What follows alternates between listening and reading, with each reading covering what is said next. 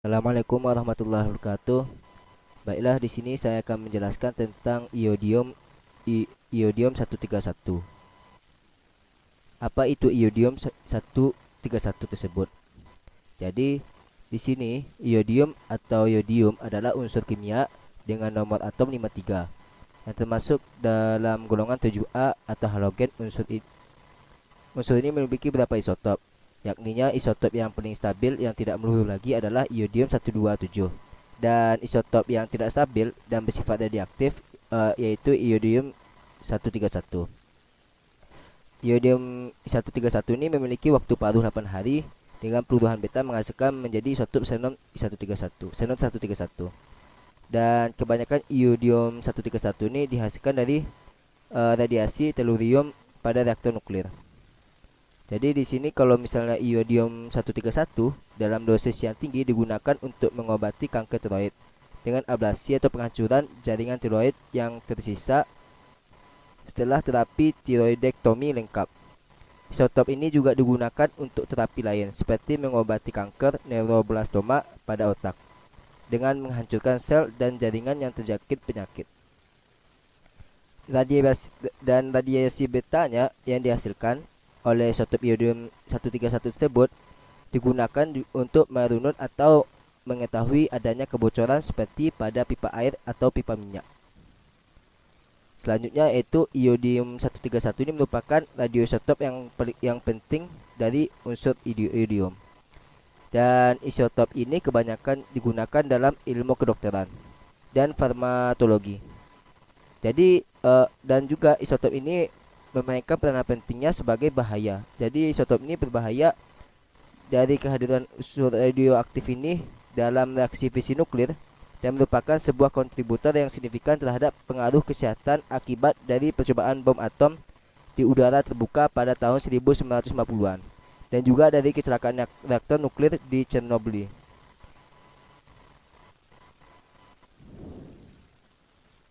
Dan kita bahas sekarang tentang pembuatan radioisotop I131 tersebut.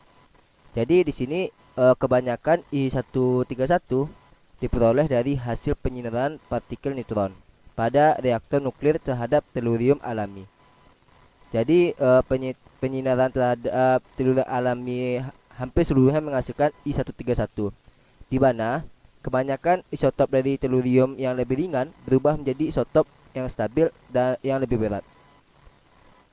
Jadi di sini tellurium 130 menyerap sebuah partikel neutron dan memancarkan sinar beta untuk menghasilkan tellurium 131 yang akan meluruh menjadi I131 dengan waktu paruhnya 25 menit.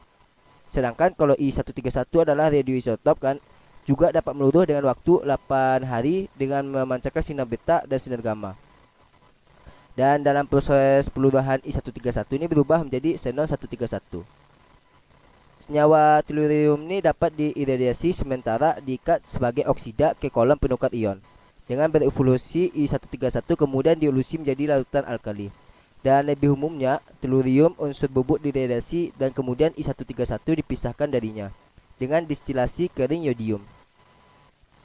Dan unsur tersebut kemudian dilarutkan dengan larutan alkali ringan dengan cara standar untuk menghasilkan I131 sebagai iodida dan hipoidat yang segera direduksi menjadi iodida.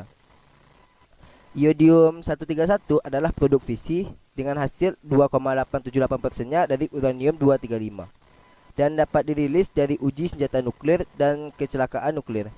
Namun waktu paruh yang singkat berarti tidak ada dalam jumlah signifikan dalam bahan bakar nuklir bekas yang didinginkan.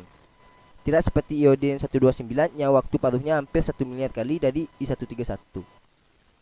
Selanjutnya yaitu iodium 131 memiliki waktu paruh 8 hari, memiliki emisinya adalah sinar gamma utama dengan energi 364 keV dan keuntungan utama itu harganya rendah dan siap pakai. Masalahnya sini adalah kelemahannya adalah waktu paruh yang tinggi dan emisi beta yang tinggi, menyebabkan dosis dan radiasi yang diterima tiroid cukup tinggi. Kita lihat sekarang skema peluruhannya. Di sini I131 memiliki waktu paruh yaitu 8 hari dan menghasilkan isotop menjadi xenon 131. Maka di sini kan I131 menghasilkan beta dan xenon dan menghasilkan emisi energi 604 keV. Sedangkan juga dari xenon ini menghasilkan 364 keV emisi dari sinar gamma. Selanjutnya adalah keuntungan iodium 131. Kita tahu tadi I131 ini memiliki harga yang rendah disebabkan oleh relatif mudahnya membuat I131 dengan pengembangan neutron tellurium alami dalam reaktor nuklir. Kemudian memisahkan I131 tersebut dengan metode yang sederhana juga, yaitu pemanasan agar iodium juga menguap, dan sebaliknya radioisotop iodium lain biasanya dibuat dengan teknik yang jauh lebih mahal. Selanjutnya di sini kita bahas kegunaan iodium 131. Iodium 131 ini dapat mencek kelainan dari kelenjar tiroid. Dan juga di sini isotop I131 digunakan sebagai terapi radioisotop langsung untuk mengobati hipertiroidisme, yaitu berkembang maksudnya adalah tiroid atau kelenjar gondok yang tumbuh terlalu cepat, dan karena penyakit Graves, atau di sini penyakit Graves kita definisikan sebagai sistem kelainan sistem kekebalan tubuh yang mengakibatkan hipertiroidisme tersebut. Dan penggunaan terapi ini untuk mengobati hipertiroidisme dari penyakit Graves pertama kali dilaporkan oleh Hershey pada tahun 1941.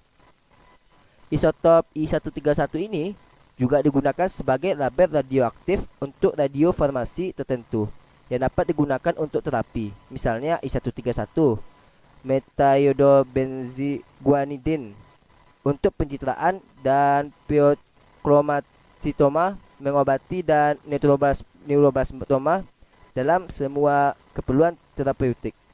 I131 menghancurkan jaringan dengan rank radiasi beta pendek. Dan di sini sekitar 90% dari kerusakan radiasi untuk jaringan adalah melalui radiasi beta, dan sisanya tersebut melalui radiasi gamma. Selanjutnya kita lihat ini perbedaan antara orang sehat dan orang yang mengalami penyakit hipertiroid. Di sini kita lihat kelenjar gondok N. Ini adalah kelenjar gondok atau kelenjar tiroid dari orang yang normal. Dan di sini adalah kelenjar tiroid dari orang yang mengalami hipertiroid, yaitu kelenjar gondoknya berlebih sehingga muncul pembengkakan pada kelenjar gondoknya. Dan juga tanda lainnya adalah matanya yang membesar. Kita lihat kegunaan iodium 131 di bidang hidrologi. Maka gunanya iodium 131 dalam bentuk senyawa CH3I digunakan untuk mendeteksi kebocoran dan serta pipa penyalur yang terbenam dalam tanah. Dan I131 ini digunakan juga sebagai perunut untuk mencari kebocoran pada bendungan dan saluran irigasi, mempelajari pergerakan air dan lumpur pada daerah pelabuhan dan bendungan, laju air serta laju pengendapan. Pada I131, radiasi neutron banyak juga digunakan untuk mengukur kelembapan permukaan tanah. Selanjutnya yaitu kegunaan iodium 131. Pada bidang industri, radioisotop dapat digunakan sebagai perunut untuk mengikuti unsur dalam suatu proses yang menyangkut senyawa atau sekelompok senyawa. Sebagai sumber radiasi atau sumber sinar dan sebagai sumber tenaga, penggunaan radioisotop tersebut sebagai perunut dasarkan pada ikatan bahwa suatu radioaktif mempunyai sifat kimia yang sama dengan isotop stabil. Oleh karena radioisotop mempunyai sifat kimia yang sama seperti isotop stabilnya, maka radioisotop dapat digunakan untuk menandai suatu senyawa sehingga perubahan senyawa itu dapat dipantau. Selanjutnya kita bahas bahaya iodium 131. Karena iodium 131 ini merupakan isotop dan merupakan zat peluruhan, ada juga beberapa bahaya yang harus kita hindari nantinya. Di sini kan kita tahu kegunaan I131 dalam ilmu kedokteran.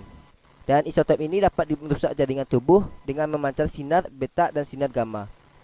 Iodium yang terdapat dalam makanan akan diserap oleh tubuh kita dan akan terkonsentrasi di kelenjar gondok, di mana iodium sangat diperlukan untuk menjalankan fungsi dari kelenjar tersebut. Tetapi kalau misalnya dalam jumlah berlebih juga tidak bagus untuk tubuh kita. Misalnya apabila I131 dapat dalam jumlah berlebih dalam lingkungan yang berasal dari kebocoran unsur radioaktif, seperti kasus tadi seperti kasus yang awalnya kita sebut tadi, maka di sini zat tersebut dapat mengkontaminasi makanan dan juga akan menumpuk kepada kelenjar gondok. Dan saat zat tersebut meluruh, maka dapat merusak kelenjar gondok tersebut atau tiroid. Maka risiko utama dari kehadiran I131 ini dalam jumlah yang sangat banyak ini adalah dapat meningkatkan di kemudian hari terjadi penyakit kanker pada kelenjar gondok di kemudian hari.